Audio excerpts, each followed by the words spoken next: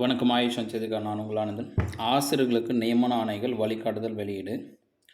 இடைநிலை மற்றும் பட்டதாரி ஆசிரியர்களுக்கான நியமன ஆணைகளை வழங்குவதற்கு வழிகாட்டுதல்களை பள்ளிக் கல்வித்துறை வெளியிடப்பட்டுள்ளது. இது முக்கியமாக தமிழக அளவில் பள்ளிக் கல்வித்துறையின் கீழ் இயங்கும் 8500க்கும் மேற்பட்ட அரசு உதவி பெறும் பள்ளிகளுக்கு மட்டும்தான் என்பதை இந்த காணொளி வாயிலாக உங்களுக்கு தெரிவிச்சுக்கிறேன். இந்த பணி நியமன ஆணை வழங்குறது யாருக்குன்னா, கவர்மெண்ட் எய்டட் ஸ்கூலில் வேலை செய்கிற டீச்சர்ஸுக்கு தான். காரணம் என்னென்னா, 2019ஆம் ஆண்டுக்கு முன்பு பணி நியமனம் செய்யப்பட்ட இடைநிலை மற்றும் பட்டதாரி ஆசிரியர்களுக்கான நியமன ஒப்புதல் ஆணைகள் வழங்கப்படாமல் உள்ளது.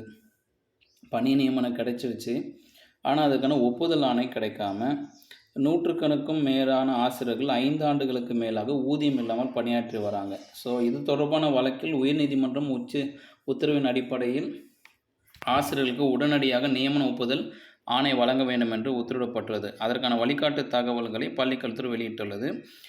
அதே மாதிரி இதில் ஒரு டேட் கொடுத்துருக்காங்க. தமிழக அரசால் 17/9/2019 வெளியிடப்பட்ட அரசாணை 165 சுட்டிக்காட்டி நியமன ஒப்புதல் கோரும் கருத்துக்களை மாவட்ட கல்வி அலுவலர்கள் நிராகரிக்கக்கூடாது அப்படின்னு சொல்லிட்டு நம்முடைய பள்ளிக்கல்வி செயலர் குமரகுருபன் நினைவுபடுத்தியிருக்கார்.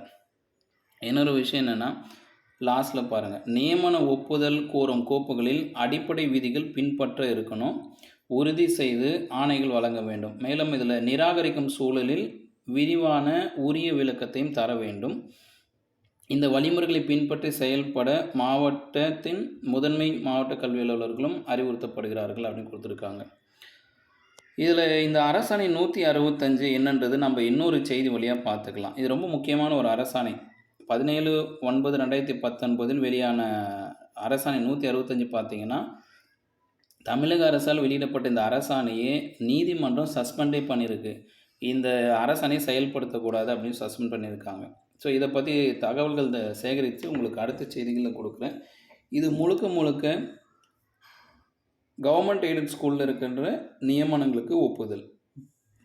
அது ஆயுஷ்மான் செய்திக்காக நான் உங்கள் ஆனந்தன்.